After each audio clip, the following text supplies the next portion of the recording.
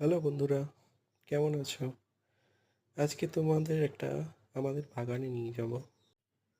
বাগানের ভিতরটা বেশ অন্ধকার, কারণ এখানে গাছের পাতায় ঘেরা, তাই লাইট আমাকে অ্যাডজাস্ট করতে হলো।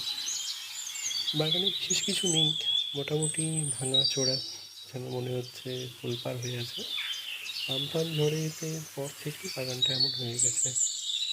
আগে ভালো ছিল, তাছাড়া কেউ আসে না আমাদের এই বাগানটাতে এরকম, তাই একটু অন্ধকার মতো।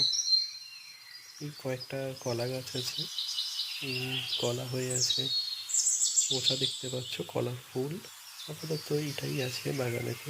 বাগানে নতুন করে গাছ বসানোর ইচ্ছা আছে, দেখি সেটা কবে সম্ভব হয়। আজকের মতো এখানেই শেষ হচ্ছে।